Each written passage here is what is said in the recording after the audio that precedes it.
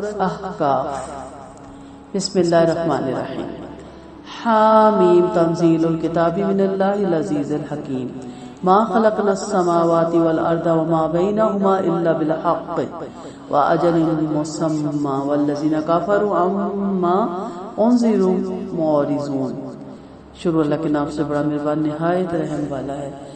حامیم حروف مقطعات۔ یہ کتاب بڑی عزت والی اللہ کی طرف سے اتاری گئی۔ ہم نے آسمان اور زمین اور ان کے تمام درمیانی چیزیں ایک مصلحت ہی سے اور مقررہ مدت تک کے لیے پیدا کی ہیں، اور کافی جن باتوں سے ڈرائے جاتے ہیں ان سے منہ پھیر لیتے ہیں۔ فرمایا بھلا بتاؤ تو صحیح، اللہ کے سوا جنہیں تم پکارتے ہو مجھے بھی تو دکھاؤ کہ انہوں نے زمین میں کون سا حصہ بنایا ہے، یا ان کے آسمانوں میں کچھ سانچی ہے۔ اگر تم سچے ہو تو اس سے پہلے کی کتاب یا کوئی منقول علم میرے پاس لے آؤ، اور اس سے بڑھ کر اور کون گمراہ ہوگا جو اللہ کو چھوڑ کر ایسوں کو پکارتے جو قیامت تک بھی اس سے جواب نہ دے، بلکہ وہ تو ان کی پکار سے بھی محض بے خبر ہے۔ اور جب لوگ اٹھائے جائیں گے تو ان کے دشمن بن جائیں گے، ان کی پوجا پاٹ کا صاف انکار کر دیں گے۔ وَإِذَا تُتْلَىٰ عَلَيْهِمْ آيَاتُنَا بَيِّنَاتٍ قَالَ الَّذِينَ كَفَرُوا لِلْحَقِّ لَمَّا جَاءَهُمْ هَٰذَا سِحْرٌ مُّبِينٌ۔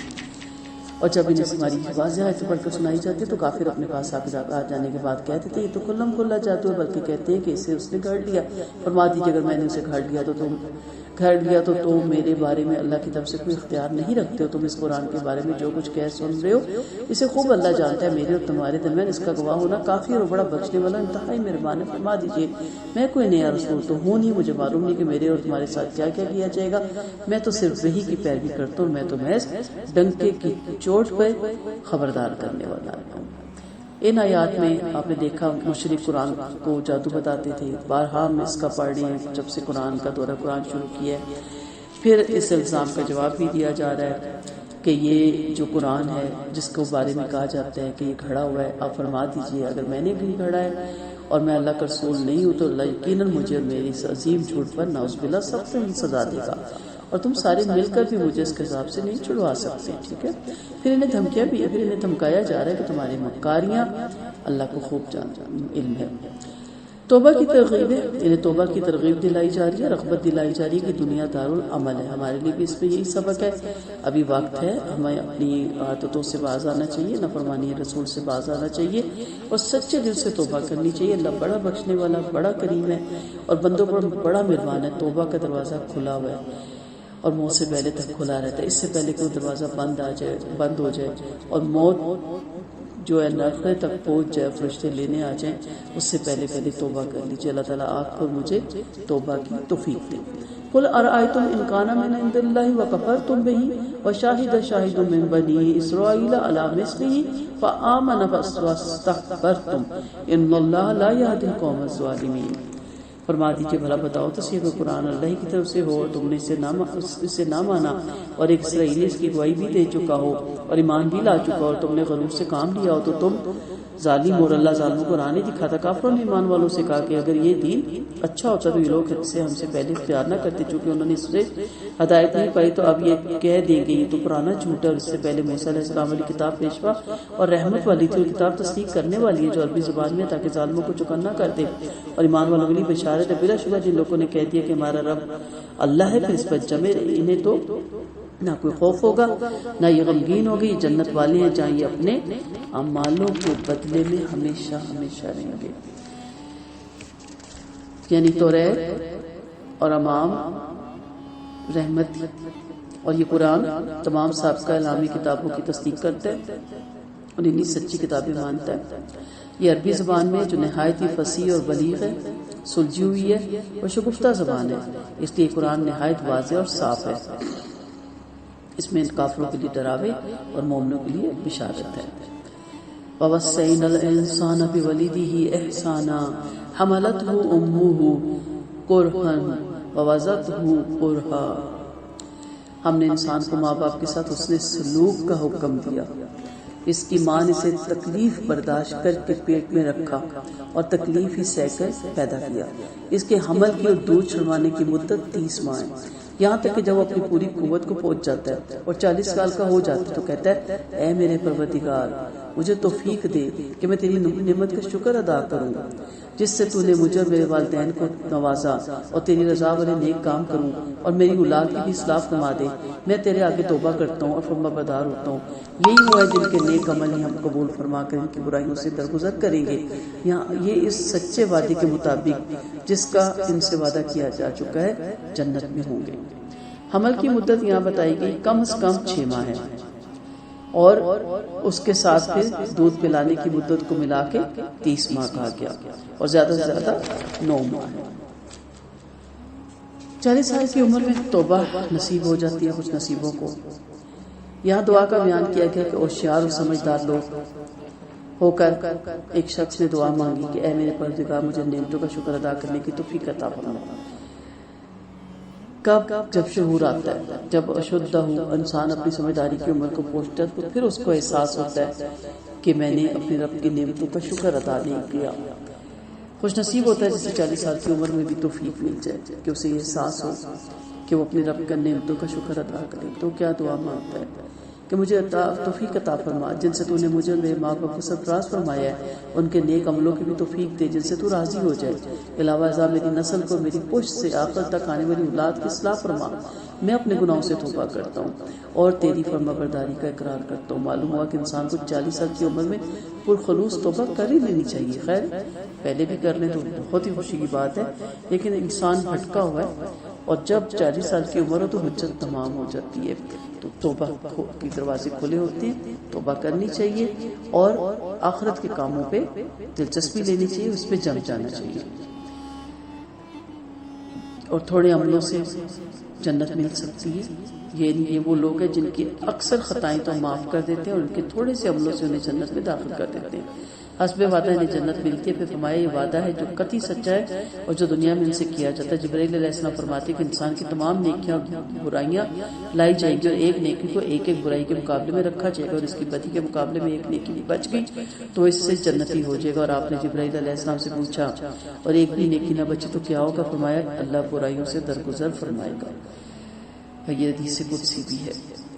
والذی قال لوالدیہ اف لکما اتعظنی ان اخرج وقد خلت القرون من قبلی وہما یستغیثان اللہ ویلک آمن ان وعد اللہ حق فیقول ماذا الا اساطیر الاولین۔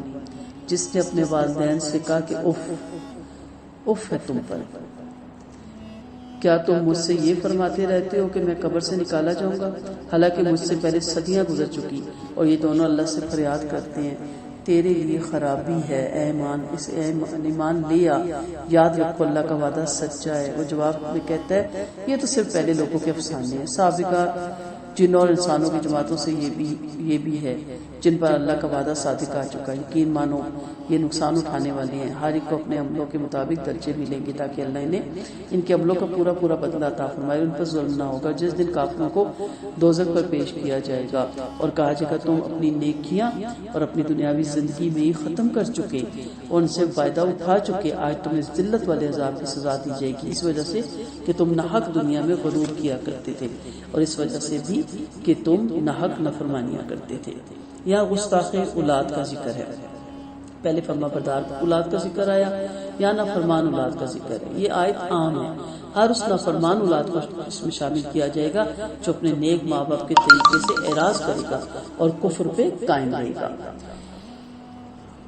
جیسے اف کا آپ نے لفظ پڑھا نا، اف وہ ماتھے کی سلوٹ بھی ہوتی ہے جو ماں باپ کوئی کام کے یا ماں باپ کوئی مشورہ دیں یا ماں باپ کو نصیحت کریں تو جس سے ہم اریٹیٹ ہو کے ہمارے ماتھے پہ جو سلوٹ آ جاتی ہے اس سے وہ بھی اف مراد لیا جاتا ہے، اور اس کا بھی سخت گناہ ہے اور بہت کبیرہ گناہوں میں شامل ہوتا ہے، کیونکہ آپ صلی اللہ علیہ وسلم کا فرمان ہے کہ اللہ تعالیٰ نے ماؤں کی نافرمانی تم پہ حرام کر دی ہے۔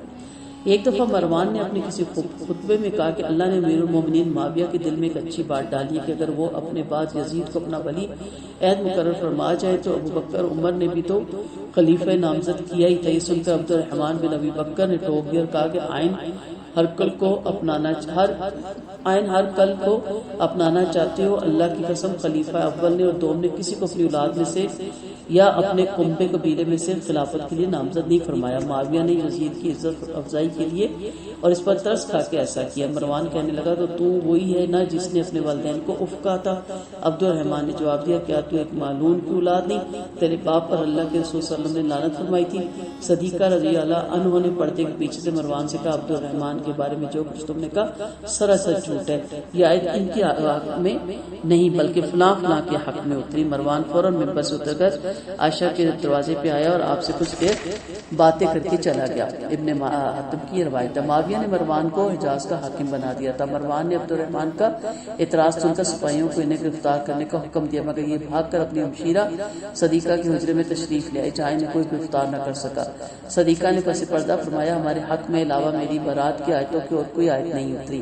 مروان کا مقصد یہ تھا کہ یزید کی طرف سے لوگوں سے بیعت لے لے. حضرت عائشہ نے فرمایا مروان سراسر جھوٹا ہے. جس کے ہاتھ میں یہ آیت اتری ہے وہ مجھے اچھی طرح معلوم ہے گو میں اسے افشا نہیں کرنا چاہتی. البتہ رحمت اللہ علیہ صلی اللہ علیہ وسلم نے مروان کے باپ پہ لعنت فرمائی تھی جبکہ مروان پیدا بھی نہیں ہوا تھا. اب یہ اس لعنت کا بقیہ ہے. فرمایا کہ یہ نہیں صرف اپنے ماں باپ کی بلکہ اللہ کی بھی بے ادبی کر رہا ہے. زندگی بعد الموت کو نہیں مانتا اور ماں باپ سے کہتے ہیں کہ مجھے اس سے کیا ڈراتے ہو. میں تو اس کا قائل ہی نہیں. مجھ سے پہلے صدیاں بیت گئی. بے شمار انسان مر گئے. میں نے آج تک کسی کو زندہ ہوتے نہیں دیکھا اور نہ کسی سے بات سنی. ماں باپ بیٹے کا جواب سن کر اللہ سے ڈر جاتے ہیں. اللہ سے اس کی ہدایت کی دعائیں مانگتے ہیں اور بیٹے سے کہتے ہیں یہ تو کیا کہہ رہا ہے توبہ کر ابھی بھی کچھ نہیں بگڑا. ایمان لیا اور مسلمان ہو جا. بیٹا کہتا ہے تم مجھے جس چیز پر ایمان لانے کی طرف توجہ دلا رہے ہو میرے نزدیک تو ایک فرسودہ خیال ہے. یہ تو ایک پیچھے ایک واقعہ ضمنی سا آ گیا میں ان کا آپ کو سناتی جاؤں لیکن یہ آیت ہر اس انسان پہ ہے جو اپنے ماں باپ کو اف کرتا ہے ان کی باتوں پہ توجہ نہیں دیتا ان کی نصیحت کو ایکسیپٹ نہیں کرتا اور ان کی خاص طور پہ نیکی کی طرف جب انہیں نماز کے لیے کہا جائے تو اریٹیٹ ہوتا ہے اور نیکی کے کاموں میں اس کا دل نہیں لگتا.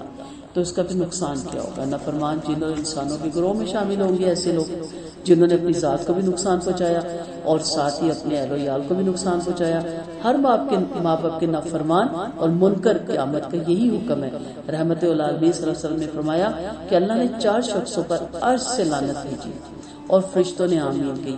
وہ جو کسی غریب سے کہے کہ میرے ساتھ آ میں تجھے دوں گا اور جب وہ آ جائے تو صاف انکار کر دے کچھ نہ کہ. وہ جو کسی پوچھنے والے کو جان بوجھ کر غلط مکان یا غلط راستہ بتا دے اور وہ جو اپنے والدین کو مارے اور وہ تنگ آ کر شور و غل کرنے لگ جائے یعنی اس پہ بھی اللہ کی طرف سے لعنت ہے. اور جو اندھے کو جھوٹ بول ڈرائے کہ آگے کنواں ہے یعنی سب کو برائی کے مطابق سزا ملے گی. اللہ کسی پر بھی ذرے برابر ظلم نہیں کرتا. تو یہاں حدیث لانے کا کیا مقصد ہے کہ اللہ نے آسمان سے جن لوگوں پہ لعنت بھیجی اور فرشتوں نے آمین کیا اس میں سے ماں باپ کا نافرمان بھی ہے. اللہ تعالیٰ ہمیں اپنے ماں باپ کا فرما بردار بنائے. قوم عاد کے بھائی کو یاد کو جب انہوں نے اپنے قوم کو ڈرایا اور یاد رکھو آپ سے پہلے بھی ڈرانے والے آ چکے تھے اور آپ کے بعد کہا کہ اللہ کے سوا کسی کی عبادت نہ کرو میں تم پر بڑے دن کے عذاب سے خطرہ محسوس کرتا ہوں. قوم نے کہا کیا آپ ہمارے پاس اس لیے آئے ہیں کہ ہمارے محبودوں سے ہمیں روک دیں؟ آپ ہم پر وہ عذاب لے ہیں جن کا آپ ہم سے وعدہ فرماتے ہیں.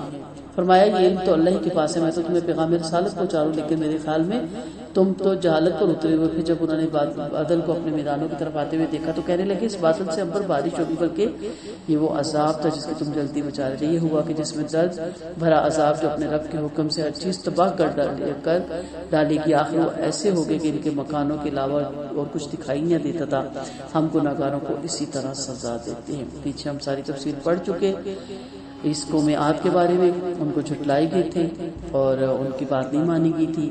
پھر ان قوموں کا شیوا تھا انہیں جتنا بھی سمجھائے وہ نہیں مانتے تھے. نبیوں کو شہید کر دیتے تھے. عادیوں کے بھائی سے مراد ہود علیہ السلام ہے. آپ کو اللہ نے عاد اولا کی طرف ہدایت دینے کے لیے مبعوث کیا. یہ لوگ اکاف میں سکونت پذیر تھے. اکاف ریت کے ٹیلوں کو کہا جاتا ہے. اس سے مطلق پہاڑ غار اور حضر موت والی جو بستیاں نامی وادیاں ہیں وہ مراد نہیں کہیں جہاں کافروں کی روحیں پھینک دی جاتی ہیں. ابن ماجہ میں ایک باب میں ہے کہ جب دعا مانگی جائے تو اپنی ذات سے شروع کی جائے. اور اس میں ایک حدیث میں کہ اللہ ہم پر اور عادیوں کے بھائی پر رحم فرما. وقد خلت نذر یعنی ہم نے نوائی بستیوں میں پہلے بھی بہت سے رسول بھیجے. تو بڑی روایتیں اس کے بارے میں ملتی ہیں اور عود کے بارے میں اور اکاف کے بارے میں بڑے قصے ہیں. نبی حضرت عائشہ رضی اللہ عنہ فرماتی میں نے کبھی آپ صلی اللہ علیہ وسلم کو ہنستے ہوئے نہیں دیکھا کہ آپ کے دانت مبارک نظر آئے، آپ سے مسکرایا کرتے، جب بادل یا آندھی آتی تو بے قرار ہو جاتے۔ ایک دن میں نے پوچھ لیا کہ لوگ تو گھٹا دے کر خوشیاں مناتے ہیں، آپ کیوں فکر مند ہو جاتے؟ فرمایا عائشہ میں کیسے مطمئن ہو جاؤں، اس میں عذاب نہیں، ایک قوم ہوا سے تباہ نہیں ہوئی کیا؟ ایک قوم نے عذاب کی گھٹا دے کر کہا تھا لوگ گھٹا آگی بارش ہوگی۔ اب جب کبھی آسمان سے کسی کنارے سے ابر آتا دیکھتا ہوں تو سارے کام حتیٰ کہ آپ صلی اللہ علیہ وسلم نماز چھوڑ کر ہی دعا مانگنے لگ جاتے تھے، اے اللہ میں اس کی برائی سے تیری پناہ مانگتا ہوں، اللہم انی اعوذ بک من شر ما فیہ، جو کچھ اس کے اندر ہے میں اس کی برائی سے تیری پناہ مانگتا ہوں۔ وَلَقَدْ مَكَّنَّاهُمْ فِي مَا مَكَّنَّاكُمْ فِيهِ وَجَعَلْنَا لَهُمْ سَمْعًا وَأَبْصَارًا وَأَفْئِدَةً فَمَا أَغْنَىٰ عَنْهُمْ سَمْعُهُمْ وَلَا أَبْصَارُهُمْ وَلَا أَفْئِدَتُهُمْ مِنْ شَيْءٍ إِذْ كَانُوا يَجْحَدُونَ بِآيَاتِ اللَّهِ وَحَاقَ بِهِم مَّا كَانُوا بِهِ يَسْتَهْزِئُونَ۔ بلا شبہ ہم نے انہیں وہ قدرت دی تھی جو تمہیں نہیں دی تھی، اور ہم نے انہیں کان، آنکھیں اور دل دیے تھے، لیکن ان کے کانوں، آنکھوں اور دلوں نے انہیں کچھ فائدہ نہ دیا۔ جب وہ اللہ کی آیتوں کا انکار کرنے لگے جس کا وہ مذاق اڑایا کرتے تھے، اسی نے انہیں آن پھیرا۔ ہم نے تمہاری ہوائی بستیاں تباہ کر دی اور ہم نے نئے نئے طریقوں سے اپنی نشانیاں بیان کر دی تاکہ وہ نافرمانیوں سے باز آ جائے۔ پھر انہوں نے کوئی مدد نہ کی جنہیں انہوں نے اللہ کے علاوہ اللہ کا قرب حاصل کرنے کے لیے اپنا معبود بنا رکھا تھا، بلکہ وہ تو ان سے گم ہو گئے تھے۔ یہ ان کا جھوٹ اور افترا تھا۔ یاد کیجئے جب کہ ہم نے جنوں کی ایک جماعت کو آپ کی طرف متوجہ کر دی جو قرآن سن رہے تھے، جب آپ کے پاس آگے تو کہنے لگے خاموش ہو جاؤ، پھر جب قرآن ختم ہو گیا تو وہ خبردار کرنے کے لیے اپنی قوم میں واپس چلے گئے، کہنے لگے بھائیو ہم نے ایک وہ کتاب سن لی جو موسیٰ کے بعد ہوتی ہے، جو سابقہ الہامی کتابوں کو سچا مانتی ہے اور سیدھی راہ کی رہبری کرتی ہے۔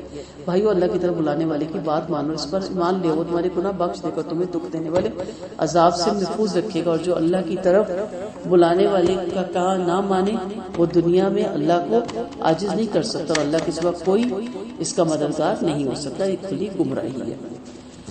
یہ واقعہ نخلہ کا تھا۔ آپ عشاء کی نماز پڑھ رہے تھے، جن آپ کے پاس آ کر کھڑے ہو گئے، یہ ساتھ تھے۔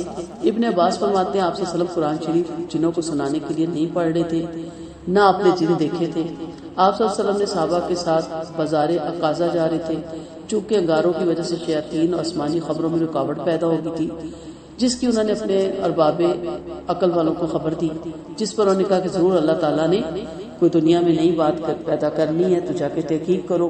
چنانچہ یہ تحقیق کے لیے زمین پہ پھیلے ہوئے تھے۔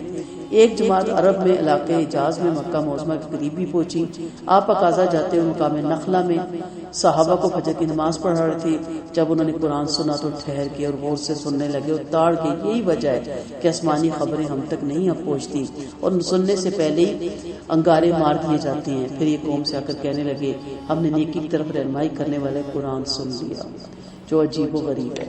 یعنی جن انسان سے زیادہ عقل مند تھے کہ انہوں نے قرآن سنتے ہی نظر آ گیا، سمجھ آ گیا کہ یہ بہت ہی بہترین کلام ہے، ہم تو اسے سنتے ہی مان لے آئے اور شرک سے توبہ کر لی۔ اب یہ واقعہ نبی کریم صلی اللہ علیہ وسلم کو بذریعہ وحی بتایا جا رہا ہے۔ اس واقعے کی خبر سورۃ جن میں بھی آئے گی۔ جن وہی سننے کی کوشش کیا کرتے، جب اتفاق سے کسی بات کی بھنک ان کے کانوں میں پڑ جاتی تو اس میں 10 جھوٹی باتیں ملا کر کائنوں کو خبر دیا کرتے تھے، جن میں سے ایک بات تو سچی نکلتی تھی۔ اس سے پہلے ان پر انگارے نہیں پڑتے تھے۔ آپ صلی اللہ علیہ وسلم کی بعثت کے بعد وحی کی حفاظت کے لیے جنوں کو انگاروں سے مارا جانے لگا۔ جب یہ وحی سننے کے لیے پہنچتے تو فوراً ایک شعلہ گرتا اور بھاگ آتے۔ انہوں نے ابلیس سے شکایت کی، اس نے کہا کوئی نئی بات ضرور ہے۔ آخر اس نے تحقیق کے لیے چاروں طرف شیطان دوڑا دیے۔ عرب کی طرف جانے والے شیطانوں نے آپ کو نخلہ کے دونوں پہاڑوں کے درمیان صحابہ کرام کو نماز پڑھاتے ہوئے دیکھا اور ابلیس کو جا کر خبر دی۔ اس نے کہا یہی وجہ ہے جو یہ احتیاط برتی جا رہی ہے، آپ کو جنوں کے آنے کی خبر بھی نہ تھی، پھر بعد میں وحی کے ذریعے آپ کو یہ ساری خبر پہنچائی گئی۔ تو یہاں دیکھیں جن جو ایمان والے جن تھے انہوں نے جا کے بتایا اور کیا کہا کہ ہم تو اس پہ فوراً ہی ایمان لے آئے ہیں۔ اولم یرو ان اللہ الذی خلق السماوات والارض ولم یعی بخلقهن بقادر علی ان یحیی الموتى بلی انہ علی کل شیء قدیر۔ کیا انہوں نے دیکھا نہیں کہ جس نے آسمان و زمین بنائے اور ان کے پیدا کرنے سے وہ تھکا نہیں، وہ بلا شبہ مردے زندہ کر دینے پر قادر ہے، بے شک وہ ہر چیز پر قدرت رکھتا ہے۔ اور جس دن کافر دوزخ کے سامنے پیش کیے جائیں گے اور ان سے کہا جائے گا کہ یہ دوزخ نہیں، کہیں گے کہ ہمارے رب کی قسم دوزخ ہی تو ہے۔ فرمائے گا اب اپنے کفر کا مزہ چکو، آپ بھی بلند ہمت رسولوں کی طرف صبر فرمائیے اور ان کے لیے عذاب مانگنے میں جلدی نہ کیجیے۔ یہ جس دن عذاب دیکھ لیں گے جس کا ان سے وعدہ کیا جاتا ہے تو انہیں ایسے معلوم ہوگا کہ دن کی ایک گھڑی بھر دنیا میں ٹھہرے تھے، ہمارا کام پہنچا دینا ہے، صرف بدکار ہی ہلاک کیے جاتے ہیں۔ وآخر دعوانا ان الحمد للہ رب العالمین۔